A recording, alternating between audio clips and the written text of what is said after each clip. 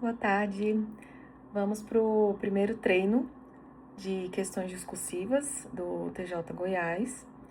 Eu estou me propondo a responder as questões primeiramente de forma oral, porque já é uma forma de eu treinar para uma, quem sabe, possível prova oral, treinar a minha construção de raciocínio, a minha oratória, a minha dicção, e é isso. Vamos à primeira pergunta. Essa questão aqui eu peguei do site Justutor, que eu tô pagando, específico pro TJ Goiás. Então, eu não sei se eu vou colocar um dia ou não no YouTube, porque provavelmente vai entrar a questão de direitos autorais. Mas, vamos à questão e como eu vou me sair na minha primeira explicação. A questão é a seguinte.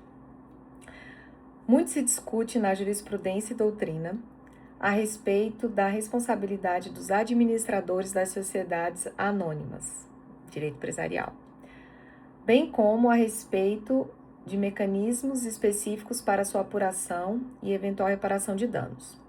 Com base nesse regime jurídico e no entendimento do STJ sobre o tema, respondo de forma fundamentada.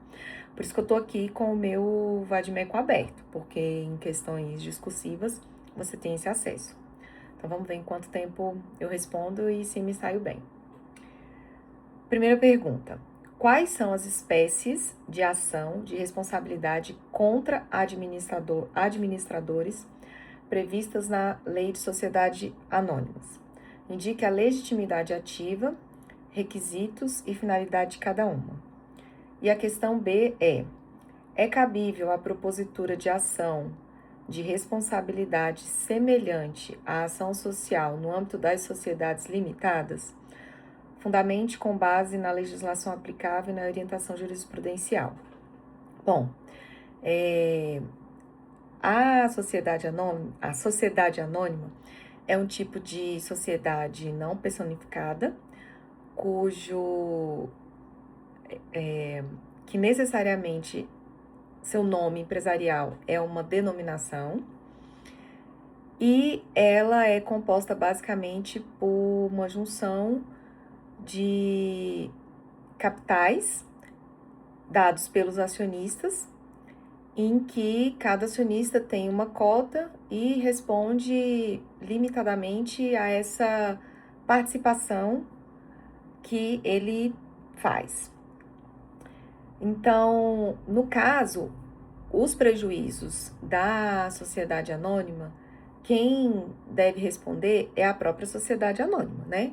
Por isso há essa separação entre quem são os acionistas, né? Que são as pessoas físicas que fazem parte da sociedade, e a sociedade em si, que é a comunhão desse capital. Então, no caso, dentre os órgãos para que a sociedade anônima possa funcionar, um deles tem o Conselho de Administração, Conselho Fiscal. No caso das sociedades abertas, é obrigatório ter o Conselho Fiscal, nem toda sociedade anônima precisa ter o Conselho Fiscal funcionando, mas, por exemplo, as empresas públicas, né, a Sociedade de Economia Mista e a empresa pública, e a Sociedade de Economia Mista, que tem capital, né, público, ela necessariamente tem que ter um Conselho Fiscal permanente, e as sociedades abertas também. Então, no caso, se há um prejuízo para a sociedade, quem responde por esse prejuízo é a própria sociedade, é a própria empresa, né? A sociedade anônima é quem vai responder pelos prejuízos que ela causar. Só que, dentre esses órgãos da sociedade, existe o conselho de administração e existe os administradores, que são eleitos, indicados, para tomar as decisões em nome da sociedade. E aqui a lei da sociedade anônima, que é a lei 6.404 de 76, ela indica, né, quais são os deveres dos administradores, que é agir com probidade, com boa-fé e tudo mais. Isso está no artigo 158. Tanto é que ela dá essa liberdade para que o administrador possa atuar em nome da sociedade e fala, olha, você não vai ser responsável, a priori, por prejuízos, porque a obrigação do administrador, ela é de meio, não de resultado. Desde que ele atue de uma forma proba, né, como um homem médio atuaria, né, e de forma ética e dentro dos limites do que é determinado que ele faça no Estatuto da Sociedade. Então, ele atuando dessa forma, se por um acaso causou prejuízo, não quer dizer que necessariamente ele pessoalmente vai responder sobre isso. Mas, caso ele atue fora das 4 linhas, né, que a gente pode dizer essas questões, não atuar de boa fé, não atuar, agir com dolo ou culpa e causar um prejuízo à sociedade, é possível que a sociedade faça uma deliberação em assembleia, ordinária ou extraordinária, né, que são os meios da assembleia tomar as decisões dela, e votar por entrar com uma ação de responsabilidade contra o administrador, para que ele, por ter agido ou com dolo, ou com culpa, ou não ter agido da forma dentro do estatuto que determina, né, ele seja responsável por recompor aquele prejuízo para a sociedade. Por isso que se chama de uma ação social, porque ele não vai recompor o prejuízo diretamente aos acionistas da sociedade. Ele vai recompor o prejuízo para a sociedade. Então, se chama de uma ação social. Então, para isso, é necessário que a sociedade delibere por meio, dentro da Assembleia Geral, e, obviamente, esse administrador que está sendo acusado, né, de não ter agido da forma correta, está impedido de votar. E, nesse caso, a Assembleia vota por entrar ou não com uma ação de responsabilidade contra esse administrador. Se a Assembleia votar a favor dessa ação, então é a chamada ação social ut universi, em latim, que é universal, ou seja, foi tomado em conjunto pela Assembleia. Se foi votado que realmente foi verificado que ele não atuou da forma correta e que ele vai ser ajuizada uma ação contra ele para ele recompor esse prejuízo para a companhia, aí a sociedade tem que entrar com essa ação. Se passou 3 meses e a sociedade ficou inerte, foi aprovado que era para entrar com essa ação, de início universal. Mas passou 3 meses e a sociedade a companhia ficou inerte, não entrou com essa ação, um acionista, qualquer acionista, pode entrar com essa ação, porque ele já teve essa aprovação prévia, ele já tem esse respaldo de que a companhia foi favorável a essa ação, mas permaneceu inerte. Então, ele tem uma legitimidade extraordinária, que no ordenamento jurídico ela é apenas excepcional, e quando a lei permite, que no caso é essa, né? Porque é uma legitimidade extraordinária, porque ele vai estar pleiteando em nome próprio um direito alheio, ou seja, ele vai estar no polo ativo da ação de responsabilidade social em nome próprio, né? Porque a companhia não fez isso, mas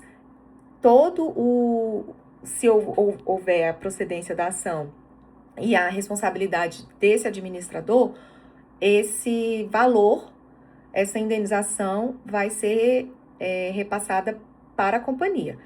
No caso, o acionista que entrou, né, ele tem direito de ser ressarcido pelas despesas, com honorários, com custos e tudo mais, dentro daquilo que for entrar no patrimônio de volta do prejuízo da companhia, né? Há também uma segunda possibilidade de, no caso, nessa assembleia de deliberação, se entra ou não com a ação social, a assembleia votou por não promover a ação de responsabilidade, é possível que os sócios que representem, se unam e que representem até, no mínimo, 5% do capital social da companhia, eles podem se unir, assim, juntar forças e também entrar com essa ação. Então, esses dois tipos de ação, elas são chamadas de ação uti singulari. Singular, acredito que seja isso. Porque é uma ação singular e também de legitimação extraordinária. Porque eles estão em nome próprio defendendo direito alheio, que no caso também é da companhia. Então, segue a mesma regra do acionista que teve a prévia aprovação e supriu uma inércia da companhia. Nesse caso, a companhia votou por não entrar, mas mesmo assim, se esse grupo, que representa 5% do capital social, entender que mesmo assim quer entrar contra esse administrador, esse conjunto de pessoas que tem essa força de 5%, né, do capital da companhia, pode entrar com essa ação também. Se por acaso julgar procedente e o administrador tiver que ser condenado a pagar, isso vai para a companhia, né, é uma ação social, e com isso eles conseguem apenas repor investimentos, custas, né, honorários que pagaram e isso. Então, a legitimidade ativa pode ser tanto da companhia, né, como do sócio, de um acionista que já teve uma prévia aprovação da companhia, em legitimidade extraordinária, ou também do conjunto, quando não há essa aprovação, do conjunto de acionistas que juntem até, no mínimo, 5% do capital social da empresa. Então, essa é a resposta A. Isso está previsto no artigo 159, parágrafos 1º, 2º, 3º e 4º da Lei da Sociedade Anônima. Quanto à questão B, é cabível a propositura de ação de responsabilidade semelhante à ação no âmbito das sociedades limitadas? O STJ, no final do ano de 2025, pegou uma questão semelhante e entendeu que não existe essa possibilidade em específico no capítulo que trata no Código Civil, no caso, das sociedades limitadas. Até porque exigem menos formalidades e tudo mais, então eles entendem que o próprio Código Civil permite que tanto as regras da sociedade simples quanto as regras das sociedades anônimas sejam aplicadas supletivamente. No caso, o contrato da sociedade limitada deve prever isso. Mas mesmo que às vezes não tenha aí essa previsibilidade, pela lei de sociedade anônima ser mais específica e mais completa, é possível colmatar algumas regras específicas e aplicá-las no caso das sociedades limitadas. Nesse caso, o caso específico que o STJ analisou era uma sociedade limitada com 4 sócios, sendo 2 casais. Então, houve um prejuízo para a sociedade. Então, isso foi um casal atribui a responsabilidade desse prejuízo para o sócio administrador, que no caso era casado com a outra sócia. Então, no caso, o STJ entendeu que era possível aplicar supletivamente essa regra da ação uti singulari, da Lei de Sociedade Anônima, e que não precisaria de uma prévia assembleia para poder entrar com essa ação. Por quê? São poucos sócios. Esse sócio, o administrador, não poderia votar, ficaria impedido de votar, né? Porque, logicamente, há uma incompatibilidade. E no outro caso, a esposa dele era outra, que também provavelmente, né, não iria contra o marido ou a mulher. Eu não li o julgado em si. Então, não haveria que ter essa formalidade para que fosse possível que esses 2 outros sócios que se acharam prejudicados pela atitude do sócio administrador da sociedade limitada, que eles pudessem entrar com a chamada ação social para recuperar o prejuízo da sociedade limitada, mas que caso esse sócio administrador seja condenado, o valor seja revertido para a sociedade limitada e quem entrou como legitimados extraordinários recebam só a questão das custas e dos honorários. Então, o STJ entendeu ser possível essa aplicação subsidiária, ainda que não esteja prevista no contrato da sociedade, no estatuto, né, no contrato da sociedade limitada, e que era possível dar essa aplicação. Acho que é isso.